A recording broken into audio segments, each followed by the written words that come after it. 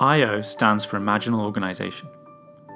The name was inspired by the metamorphosis of a caterpillar into a butterfly, where imaginal cells work together to catalyze the transformation of a creature of consumption into a creature of enchanting beauty and contribution.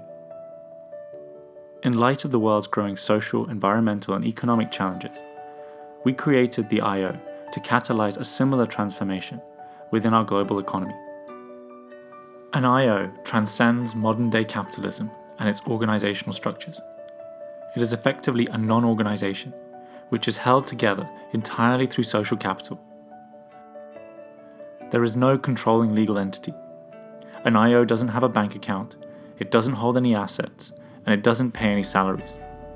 All organizational functions are distributed across a variety of businesses and NGOs that are either individually or collectively owned by the IO members. An IO is formed when a group of founding members come together to create an imaginal core of shared values and intentions. The founding members define the vision and purpose of the IO and assemble the first layer of the collaborative shell. Each member clearly communicates all the projects and ventures that they are working on, and together the group explores potential synergies and partnerships. The shell acts as a metaphor for the social commitment that members are making to actively collaborate and share networks, skills, and expertise.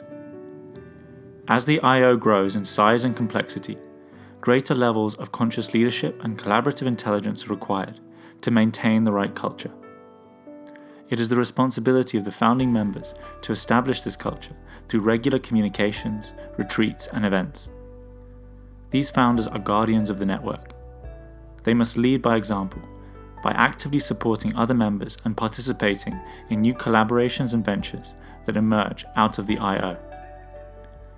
An IO makes it possible for networks to operate like organizations. It is a framework for building a culture of shared purpose, friendship, and trust, which makes it possible for people to work together effectively without the need for contracts and salaries.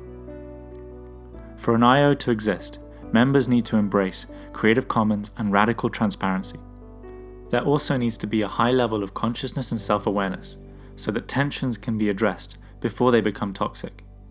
The health of an IO will depend on the quality of personal growth, accelerated learning, and open collaboration that takes place.